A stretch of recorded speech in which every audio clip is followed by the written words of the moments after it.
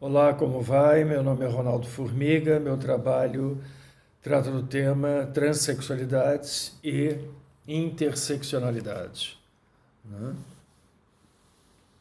Bem, quando nós olhamos para os fenômenos sociais, nós precisamos superar, né, as análises que não problematizam a naturalização de determinadas verdades consideradas absolutas e que não aprofundam a sua compreensão, né? E é nessa vertente que nós desenvolvemos a nossa pesquisa, né? Inúmeras vezes nós incorremos no erro de analisar os acontecimentos do cotidiano desprovidos e desvinculados da compreensão dos sentidos que são produzidos em decorrência dos contextos histórico, econômico e sociocultural. Então, essa prática de análise, que naturaliza determinadas verdades ditas absolutas, implica geralmente na produção de um conhecimento superficial e que reproduz o lugar privilegiado de grupos hegemônicos que pouco contribuem para o desenvolvimento de um campo de saber comprometido com a equidade social e o combate às exclusões de gênero, raça, etnia, classe, regionalidade ou, como é o caso na nossa pesquisa, da sexualidade, né? Então, essa situação problemática nos impede de chegarmos a outras compreensões que desestabilizam categorias naturalizadas e que possam desconstruir as ilusões e verdades absolutas na inteligibilidade social, né? Partindo de um olhar antropológico que caminha no sentido da desnaturalização social. Afinal de contas, a antropologia ela nasce do sentimento da alteridade, né? E, portanto, do reconhecimento das especificidades culturais. Nós percebemos que na sociedade contemporânea nós presenciamos cada vez mais o crescimento, o aumento, o recrudescimento de práticas transfóbicas e ou homofóbicas, ou seja, o ódio contra a sexualidade ou contra sexualidades que não se adequam ao padrão da heterossexualidade compulsória ou da cis-heteronormatividade. Então, a partir desse contexto, nós indagamos o seguinte: as pessoas que interseccionam etnia e raça, gênero, classe social e sexualidade estariam mais propensas a sofrerem práticas homofóbicas e a sofrerem como consequência uma forma mais violenta das atitudes citadas? De que maneira nós poderíamos enfrentar a situação ou ainda resistir com diminuição de danos a atitudes preconceituosas, homofóbicas e transfóbicas? Considerando esses questionamentos que eu acabei de citar, né, nós temos, como eu tive como problema de pesquisa, né, fundamentalmente, perguntar quais seriam os sentidos condensados sobre a transfobia, também sobre a homofobia, e as suas relações com a interseccionalidade, né, a partir da leitura de determinados textos teórico-epistemológicos. Né, e eu pude perceber que vários dos sentidos condensados sobre a transfobia e a homofobia e suas relações com as interseccionalidades, contidos em tais textos teórico-epistemológicos, revelavam, né, um conglomerado de condensações de sentidos sobre a homossexualidade e seus desdobramentos em relação à homofobia e à transfobia. Em decorrência de determinadas formações discursivas entre religião e ciência, né, como autores como Butler, Foucault, entre outros, nos citam, e que condensam sentido sobre a sexualidade, nós somos socializados em um processo de inteligibilidade social que categoriza a homossexualidade equivocadamente como sendo anormal ou pecaminosa, né? Um desvio de conduta, né? Além disso, casais homossexuais são tidos como uma forma estéril de existência pelo simples fato do casal não conseguir conceber filhos, porque ambos pertencem ao mesmo gênero.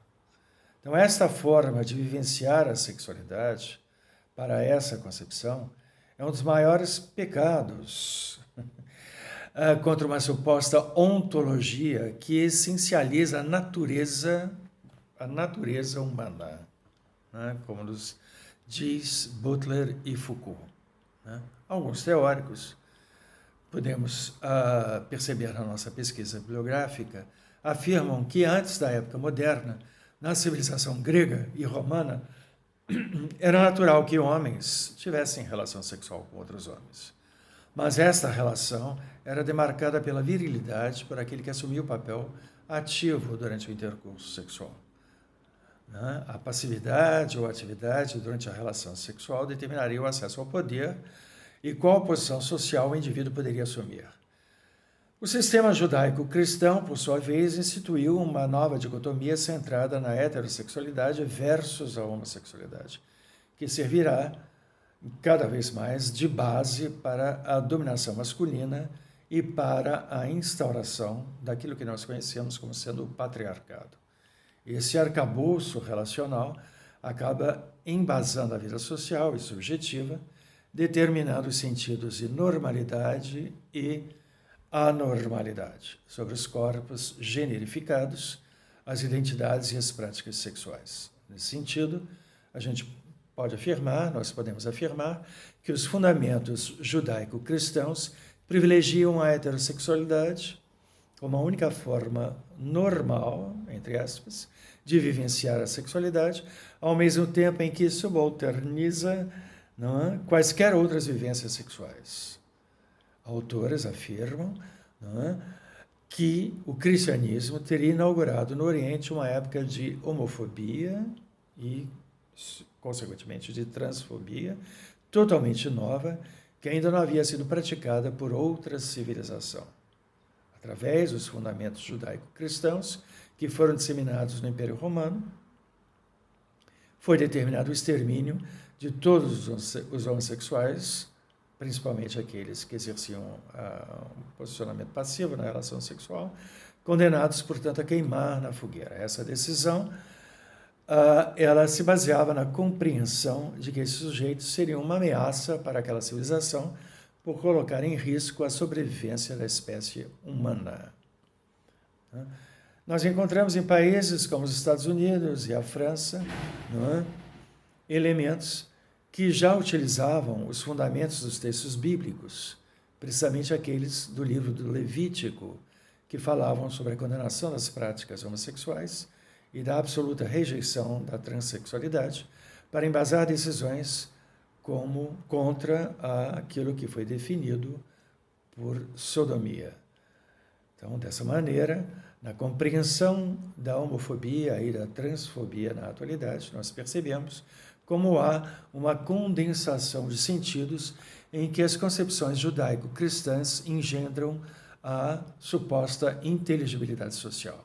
Essa forma de compreensão acerca da homossexualidade perpassa os diversos espaços, respaldando e naturalizando práticas e posturas violentas avessas a outros modos de vivenciar o desejo e a sexualidade que diferem daquela legitimada pelos livros sagrados, como nos afirma Foucault, por exemplo, geralmente a partir de uma análise que não considera a construção de sentidos em contextos históricos. Muito bem.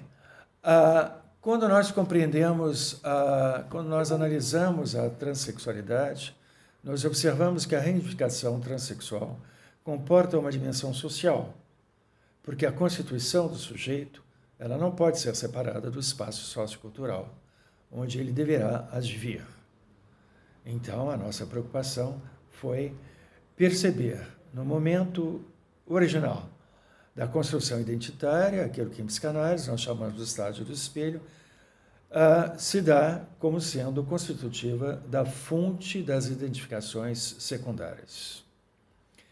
Portanto, o que ocorre nesse estágio guarda profunda dependência com a produção pictográfica, que a mente da criança, a psique da criança, forja quando do encontro entre as produções da psique materna e o corpo do infans.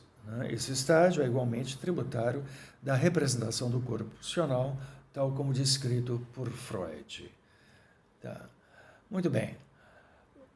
Nós sabemos que o conceito de intersexualidade, inspirado no feminismo negro dos anos de 1970, enquanto interdependência das relações de poder que atravessam raça, sexo, classe, como denuncia o autor Davis, tem também como uma proposta lidar com as múltiplas formas de identidade. E isso evidencia a não hierarquização das formas de opressão. E nesse percurso a gente pode compreender o conceito de interseccionalidade como sendo um conceito que sugere que, na verdade, nem sempre lidamos com grupos distintos de pessoas, e sim com grupos sobrepostos. Assim, ao sobrepormos o grupo das mulheres com o das pessoas negras, o das pessoas pobres e também o das mulheres que sofrem discriminação por conta de sua idade ou por serem portadoras de alguma deficiência, nós observamos que aquelas que se encontram no centro, e acredito que isso não ocorre por acaso, são as mulheres de pele mais escura e também as que tendem a ser as mais excluídas das práticas tradicionais de direitos civis e humanos. Ok? Então, com cuidado de considerar essas demandas, especificidades e frentes de luta de cada grupo, de cada movimento, o que possibilita o suporte teórico-metodológico para o enfrentamento da aliança estrutural entre racismo, patriarcado e capitalismo, nós concluímos, a partir dessa perspectiva, que a articulação das clivagens identitárias, repetidas vezes reposicionadas pelos negros, pelas mulheres, pelos deficientes, pelos transexuais, para finalmente chegarmos a defender a identidade política contra a matriz de opressão de fundo colonialista que sobrevive graças às engrenagens do racismo cis-heteropatriarcal capitalista. A interseccionalidade nos permite, portanto, partir da avenida estruturada pelo racismo, pelo capitalismo e pelo cis-heteropatriarcado nos seus múltiplos trânsitos para revelar quais são as pessoas realmente acidentadas pela matriz das opressões. Okay? Os estudos queer contribuem para a compreensão da interseccionalidade ao tratar das diferenças de corpo, de gênero e de sexualidade, evidenciando a relação entre as diversas formas de opressão, sendo a transfobia uma delas. A transfobia, assim como a homofobia, é tratada por vários autores na sua dimensão psicológica e social, ambas se articulando.